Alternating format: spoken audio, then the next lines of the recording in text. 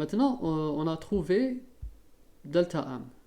Delta M, c'est égal à 1041. On revient au delta M. Le défaut de masse, c'est 1041. Donc, je vais remplacer dans l'équation de l'énergie de cohésion. Delta E est égal. Delta M, c'est égal à 1041 UMA. UMA, bien sûr. Maintenant, on a cette équivalence. On va écrire son équivalent en facteur de conversion, puisqu'on a l'UMA, c'est une donnée. Donc, on va écrire UMA en dénominateur et en numérateur, c'est 1,660 fois 10 puissance moins 27 kg.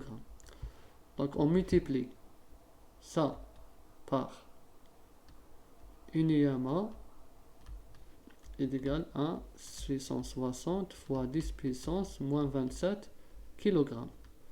Voilà, donc là, on voit qu'on a supprimé UMA et on a toute cette partie en kilogrammes. Fois C au carré. Le C, c'est quoi? C'est la célérité de la lumière. C, c'est 3,0 fois 10 puissance 8 mètres par seconde. Là, c'est juste la vitesse de la lumière dans le vide. Je remplace ici, puisque c'est C au carré, c'est 3 fois 10 puissance 8 mètres seconde moins 1 au carré. D'accord? Donc, en remplaçant ici, après application numérique, j'aurai kilogramme, mètre au carré, seconde moins 2. Et bien sûr, bon, on fait l'application numérique et on va trouver, bon, moi, ce que j'ai trouvé, ensuite, tout dépend de votre calculatrice. 1,5549 kg mètre au carré seconde moins 2. Bien sûr, on a vu que 1 joule, on sait que 1 joule en système international est égal à 1 kg mètre au carré seconde moins 2. Donc là, c'est 1 joule. Donc ça va être 1,5549 kg mètre au carré seconde moins 2 fois l'unité désirée 1 joule sur 1 kg mètre au carré seconde moins 2. On simplifie là et j'aurai le défaut, plutôt de l'énergie de cohésion en joules. 1,5549. Plutôt là, je m'excuse, là j'ai oublié le 10 puissance moins 11. Voilà, c'est clair. Fois 10 puissance moins 11, parce que c'est un noyau, c'est pas 10 puissance moins 11 joules. Donc voici le résultat. C'est ce que j'ai trouvé d'après la calculatrice utilisée. Donc voici le résultat.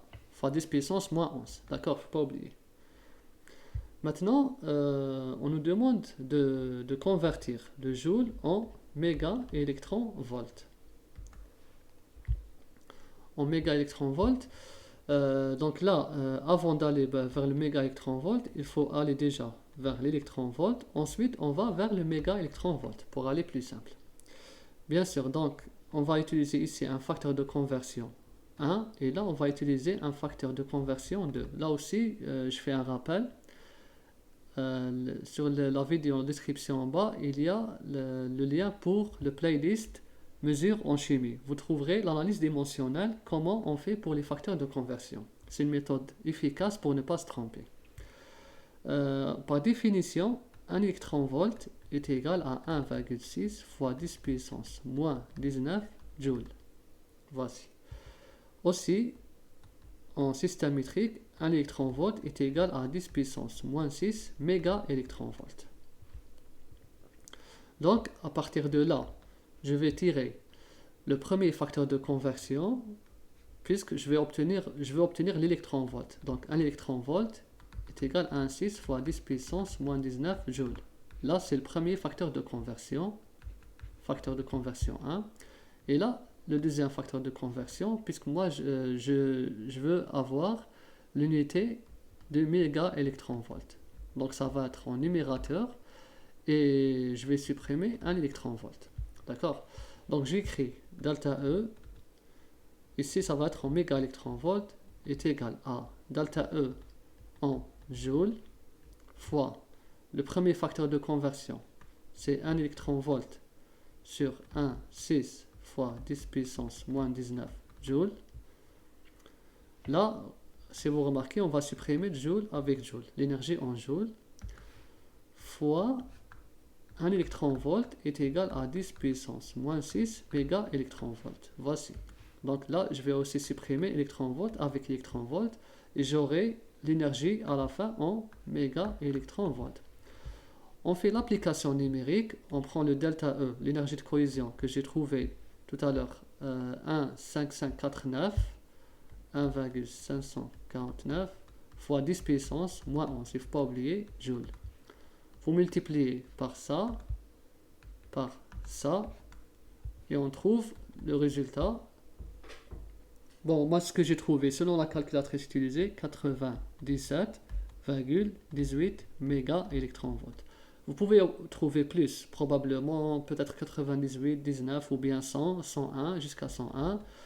C'est ce qu'on trouve généralement dans la littérature. Mais le plus important, c'est la méthode. La méthode utilisée. Donc voici l'énergie de cohésion en méga électron-volt. Et il faut être toujours méthodique dans les conversions des unités. Il faut utiliser les facteurs de conversion pour avoir un résultat plus efficace et sans se tromper.